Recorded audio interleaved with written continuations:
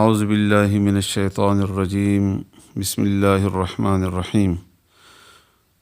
آیت سورہ بقرہ آیت نمبر 21 و انشاءاللہ وایو منافقین صفات بیان شول اوس اللہ تعالیٰ عام انسانانو ته خطاب کوي، یا ایها الناس اے خلکو، الناس خلق، اعبدو عبادت کوي۔ عبادت معنی تاسو تکړی شوی وه،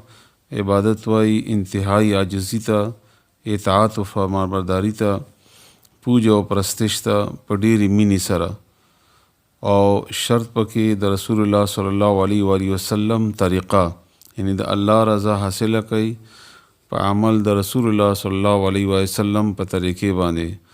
ربکم رب پروردگار، کوم د تاسو، یعنی عبادت تو کوي د خپل رب، الذی هغه رب،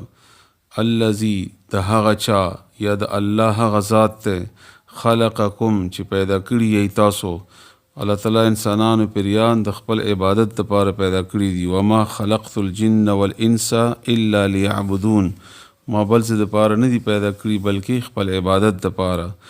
والذین او هغه کسان، یعنی پیدا کړي دي هغه کسان هم، من قبلکم چې تاسو نه مخکې وو،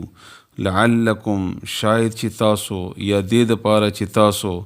تتقون پرهیزګاران جوړ شئ، تقوادار جوړ شئ، تقوا اختیار کوي۔ تقوا معنی تاسو ته شوې وه د الله د یرې ګناه پرېښودل۔ الذي الله هغه ذات ته، جعلا چې جوړ کړله، لکم تاسو دپاره، الارض ځمکه، فراشن فرش، یعنی په شان د فرش، مونږ ته تابع ده او مونږ ته انکار نه کوي دا ځمکه، که وهوي او که کور پې جوړو، که ځمکه پې کرو او که اړوي او که کویانو باسو، او د فرش په شان دی، ځکه چې ځمکه ګول ده خو مونږ ته د فرش په شان دی ده۔ والسماء او اسمان، بناء چت، وانزل او نازل یې کړې، راوایستولې، من السماء د برنه، ماء اوبه،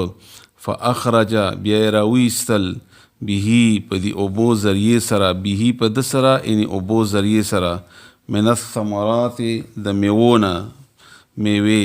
رزقا د پاره د خوراک، لکم تاسو د پاره، فلا تجعلو فلا بسنا، تجعلو تاسو جوړوي، فلا تجعلو بس ما جوړوي،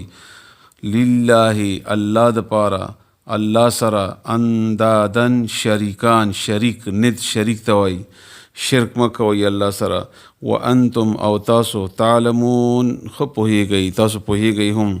تاسو اوس لفظي معنی واورئ او بیا کم از کم لس ورې دوهراوئ، خپله هم ماشومانو ته، کور کې نورو خلکو ته نو تاسو به یادیږي۔ یا ایها الناس اے خلکو، اعبدو عبادت کوئ، ربکم د رب خپل، الذي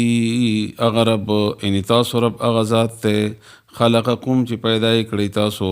والذین او هغه کسان، من قبلکم چې تاسو نه وړاندې وو، لعلکم دې دپاره چې تاسو، یا شاید چې تاسو، تتقون پرهیزګار جوړ شئ، متقیان شئ۔